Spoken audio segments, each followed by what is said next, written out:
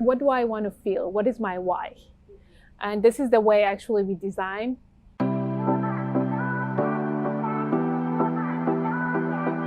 Welcome. Thank you for coming here with Mitra Silva, and you are the founder of Simour Design in Beverly Hills. I'm really excited to talk to you today because we've had a conversation about the effect of your environment on your health and how you feel, but can we just start by learning a little bit more about Simour Design and kind of your philosophy around that? Sure. Thanks for having me, number one. And I love your mission, and that's why I'm here. A little bit about Simour Design and or I said our, with my team, vision and mission. The story started when several years back, I would say 7-8 years ago, I was like, I really like what I do, but I'm not loving it. Going back like maybe almost I would say 18-19 years ago, I was a pre-med student and studying to go to a dental school, but I never, after going through the biology and studying biology for 3-4 years, I'm like, I don't know if I can do this, with a lot of respect for dentists, but I was like, I can't do this, not my personality. And I'm like, okay, I'm gonna focus on the other passion of mine, which is design and art. So I went to design school, got my bachelor, and started working on big projects after graduating. I mean, even before graduation, on like Walt Disney studio, like big commercial project, like HBO headquarters. Years passed by, and like, you know, like this is awesome. I like it, but I'm not loving it. And I went within. I'm like, I still have passion for medical. Why don't I combine these two together? And that's where the whole journey started, to do interior design for medical spaces. I did commercial, I did some residential, but my true passion is for medical interior design. Simour formerly was LA Healthcare Design, and last year we rebranded it because we wanted to go worldwide and nationwide. And the vision of who we are as myself and as the company is to be dedicated to creating the design that heals, which we'll go through it more in depth. And our mission is to create like innovative design that it creates a positive transformation in the world. Because we believe, and I believe, is so much power into creating the environment that it can enhance, and sometimes it can really put the intention and creation of positive transformation in our human body and psyche and psychology as well. So, wow. Yeah, we were talking before and about the intention piece, and you know, that kind of transcends, like, I think health and wellness transcends to all different industries. You know, we think like, oh, I'm going to a doctor, that's health, that's wellness. But to bring in something like design, your environment is so powerful and your intention is so powerful. And if a patient sees me for an hour during the day, I always tell them, well, what are you doing in the other 23 hours of your day? What is your home environment like? What is your work environment like? So to be able to choose that and to influence that space with your intention and wanting to have a certain environment so you feel well can be so powerful. So how do you kind of blend those two things together, the intention with your environment? Intention, I would say, is the seed of creating an amazing like tree that is going to give you the fruit. So your intention is, why am I, or what do I want to feel? What is my why? And this is the way actually we design in my company. We're starting with the clients, with the why we want to create it. To just getting more practical, we say, what kind of feeling do I want to create? What do I want to experience in my space? That would be your intention. If you're going through so much physical pain and you're going through a lot of transformation, a lot of that, you got to have a space that it supports you, that you can heal faster. So what's your intention? My intention is to comfort myself, my body, my soul. If you're in the level that you're going through a lot of achievement into your life, how can I create my space more joyous, that it gives you more energy? So you use certain colors, certain space planning, certain lighting. So all of this is like you're basically weaving the entire picture by putting the intention, and you're painting everything through this, I would say, empty canvas, as like your blank canvas. And the intention is like, do I want to draw an ocean, or do I want to draw a luxury, beautiful, I don't know, image? Whatever you want to do, but that's the energy you're going to give back. And your space, it becomes the mirror of you at the end. Oh, I love that. So when you work with clients to create a healing space, what does that look like beyond, like, do you go in, do you have a consultation, do you ask them what their why is, do they even know what their why is? I would think you probably get a lot of people who are like, well, I like modern, let's do it modern. You know, how does that process work? I would say a lot of our clients, they resonate with us because they resonate something very harmonious and healing, but I don't know why.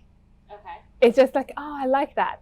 I like their design. I like who they are. I like their, like, what I see, like, let's say in our website, or they go to one of our places that we design and build.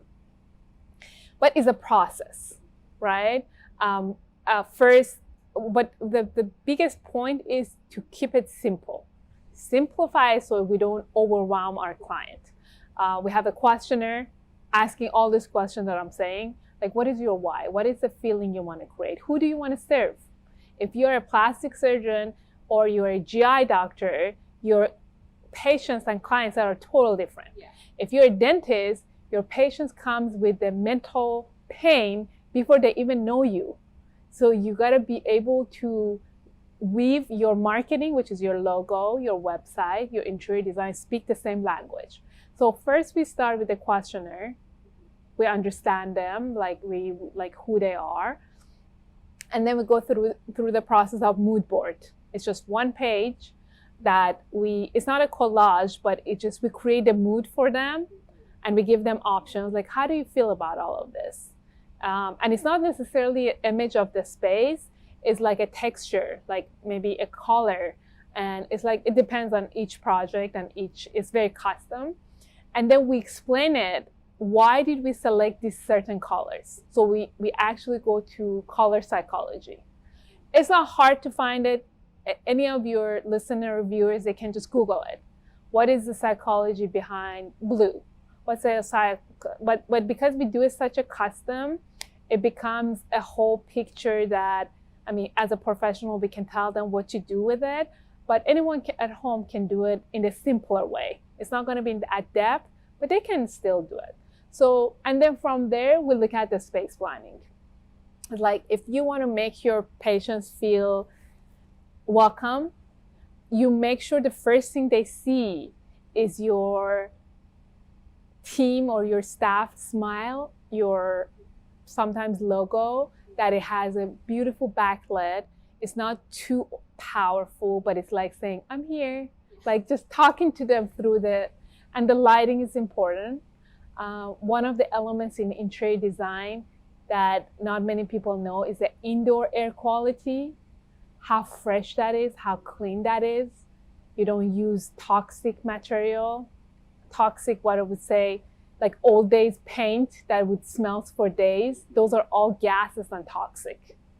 And that stays in the space, right? It's like, some of it filters out, but you're still being exposed. And also it goes to your AC system. It's called HVAC, like all your AC system, and it stays for a long time. And it can be toxic. That's part of healing, that it's very non-tangible, but how can you bring that? By having awareness. I would say the intention is by becoming aware, like listening to this kind of podcast, to doing some research, that, like, how do I feel, and that feeling, where I want to go with my feeling, that it makes me heal to become the best version of myself. And then work yourself back. Does that make sense? Yeah, we talked about the idea of reverse engineering. Exactly. Like, I know where I want to go. I always say it's like the GPS life plan. Like, you see your goals over there, and if you get out your Waze app and you're like, okay, I'm going to go there, there's 15 different ways to get there.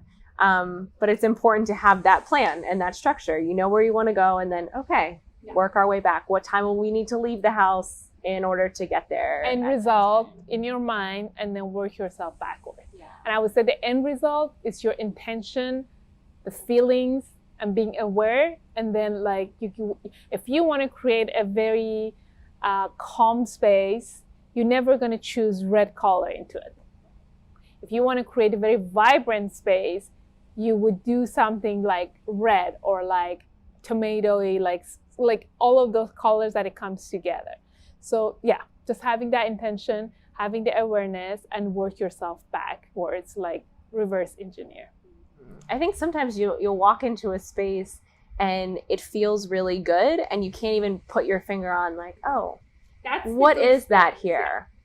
So what that means, you're not sticking to a very powerful design era, because that's like a museum piece and it gets overwhelming after a while.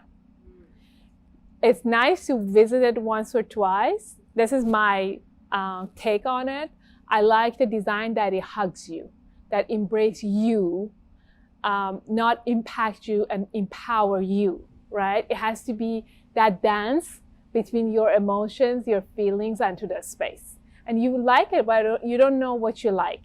And that's the space I like, oh, I feel at ease. I feel cared. For especially the medical space, I would say the biggest thing is to create trust. I would say number one is to create trust through your branding, which is we usually look at their website, the logo, and say, do you love it? If you don't, get your marketing team or your graphic designer to fix it. We don't do it. But then we bring that. So if the patients that are trusted, they see the marketing piece and they see it, the same message through the interior design, you get higher referral, your patients are made very comfortable.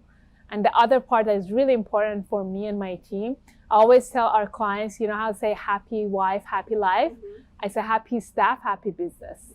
Your team should be empowered. You put the printer in the space line that's near to your team, that they don't have to keep walking and lower their productivity. If you're able, create a small break room with a fan on it. So when they warm up their food, they're not uncomfortable that they're eating. You know, the smell, back to indoor air quality. It's just the little things. Once you become aware of, like, I want to create an awesome healing. And by the way, healing, I've been doing this research so much that what does healing means even? And I'm realizing healing has different definition for different people. Mm-hmm. Healing to some people means joy. To the other one means a lot of comfort. To another person means a lot of deep love. So you got to define what healing even means to you, right? To me, healing is sunshine. I love sunshine. Like when I'm under the sun and it's like 89 degrees, I'm at my prime. So that's me. I have an uncle, and if it gets that hot, he feels like he's dying. He's like, I can't do this. This is opposite of healing for me, right? So we got to understand, and this comes with awareness and you trying it out. It's not a one day, I mean, we'll give tips to how to start, but it's a beautiful journey to be able to understand as a person or as a team or as a practice or at home or at the office, to find those little dances that it empowers us into the space, basically. What I think I love most about your philosophy around you doing what you do is it's often design is looked at as very transactional, and this sounds much more transformational. You know, I love that you're not, you know, married to, okay, like once we do it, it's done. There are things you can be constantly doing And awareness might mean trying things out and then shifting from there and continuing to grow. You know why? Because I believe our space is the extension of who we are. We're not okay, I got this, I'm done. It's a journey. You become better and better. It's like becoming a high performance. You got to do it every single day. You can't take a shower and say, I'm done. You know, like you got to do it. You got to practice. You got to do it every day. And the space is not that you're going to keep changing your practice, but that's why I said put your end goal, because then you can work yourself. And as you're doing the design to your space, this is at the end of the process, usually like, I mean, it depends on the project that we have and the size. Sometimes takes like 4 months, sometimes takes 8 months, 9 months. But I see the transformation, how our clients are aware and intentional and excited for the space that they're creating, because they went to medical school so many years and they work so hard, and now they got to create a business. I'm like, get excited. And they get, first is like, okay, I want to design this and like, I want a beautiful space. But then when we hold their hands and go through them, they're looking at this differently. They have a better relationship with their team. And when the team's smiling and happy, their patients feel it, because the space is thriving them and helping them to thrive, basically. Do you ever go to spaces before, like as, you know, a doctor might be looking at a new space? Have you ever gone with them to kind of see the space before they even lease it? Like, do you ever do that with people where they're like, okay, like, you know, what could we do with this kind of space? Because I'm sure having the eye for design and a healing space together, I would think you'd pick up on things that like I might not. Going into a space, I'm like, okay, great, there's sinks in every room. Like that's awesome. The layout seems good. Mm-hmm. But to be able to get another set of eyes and another opinion, you know, how can, you know, we transform this? It depends. Sometimes our clients, they become a client before even they have this space. For those, we go with them if they choose like, okay, I feel like 80% this is the space, because finding the space planning and square footage is really important. We have clients in Beverly Hills, LA, but now we have projects in New York, DC, and all of that. So they share the space planning with us. Not necessarily we have to go there, but sometimes if they signed already with us, we do that portion with them. And yes, it makes a difference, because ceiling height, where is the plumbing located? Like, these are more technical. Like, so there are two elements in designing the medical space, and it can be implemented to other kind of space, is time and money. Mm-hmm. How wisely we spend the money and how wisely we spend the time, because both two elements, it can really basically is a game changer elements. If the doctor has a certain budget, a certain amount of time, we want to really make sure we set the expectation, not like basically overpromise and like not being able to do that. So we help them, like, how can you do this space with this amount of time, with this amount of budget that you have? And we do the space planning. I usually like to tell our clients, don't think about budget, don't think about anything. Let's like look at this as if nothing is a limitation. And then we can chip things out. Mm-hmm. It's just like, again, it's a dance. Like, okay, I can let go of this, but I can't let go of that. You know, it has to be practical. Mm-hmm. As much as I would love to say, no budget, no time, let's do this. But that's a reality of the part of designing, especially medical. Mm-hmm. You want to make sure that one thing that is really, really important for me and for us is that the process is not stressful as much as possible. Construction is stressful. Opening a new practice or new space is stressful. How can we eliminate a lot of confusion and unclarity? When you have clarity, everything else, you can deal with it. Yes. When things come up, like, okay, I already anticipated on this. Let me see what I can do.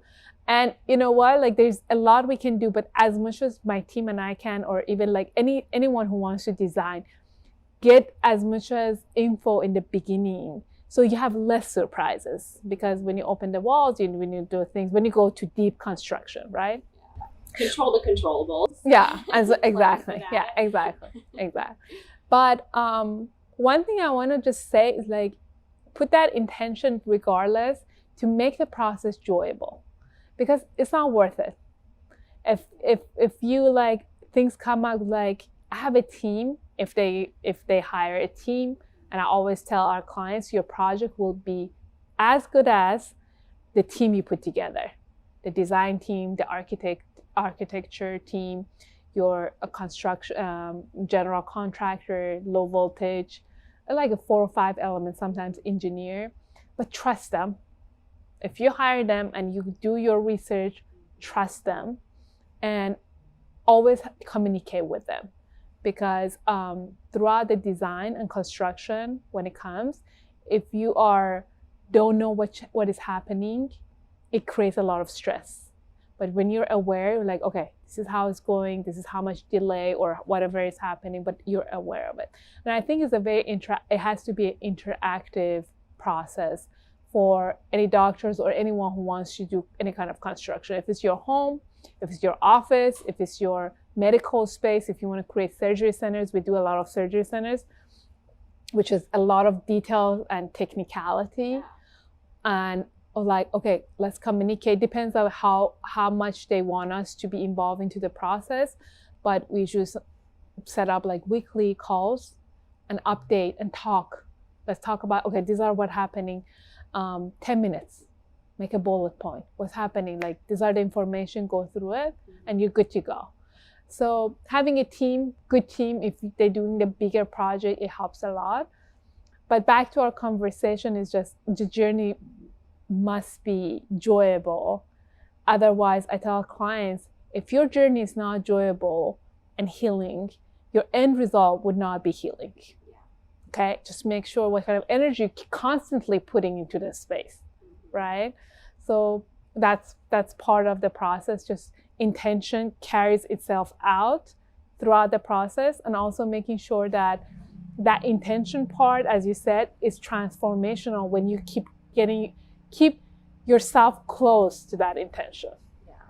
So I think even when you have an intention, there's a lot of steps you can take to get there. Like, it doesn't all have to be done at once. It doesn't have to be this overwhelming thing. So one of the things I wanted to close with was, what are some things that people at home, because you transcend beyond medical, this is your passion, your specialty, but people in any space, like, what could they do to start today to have a more healing space, to have something that's more aligned with their intention, that feels better when they walk into it? So 3 points that anyone can do it, like, instantly. I would say number 1 is lighting. Sometimes as simple as change your light bulbs or putting a lamps, but knowing the temperature of the light bulbs is really important. What that means, the temperature. The temperature, I just want to simplify it so much because I want everyone to understand it. So the lighting spectrum in the light bulbs, it starts from very, very yellow and it goes all the way to very, very bright white, okay?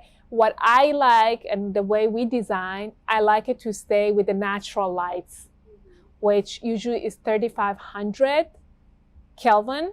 So it's, if anyone wants to change their light bulb, says, I wanted natural light. So it's not yellow, and it's not white. So that is really the fastest and best way. Even you get a lamp, adding it to your desk or next to your bed, if something has that natural light feeling, because nothing is more healing than nature. I love that. So it's just like, oh, yeah. And then number 2 is making sure that the material you use is 0 VOC. You say 0 VOC, which is, it doesn't have the toxic. Like, for example, the paint, right? Like just painting your room or anything that happening, or even you get a piece of furniture and it smells like glue and all this, that means it's releasing the gas.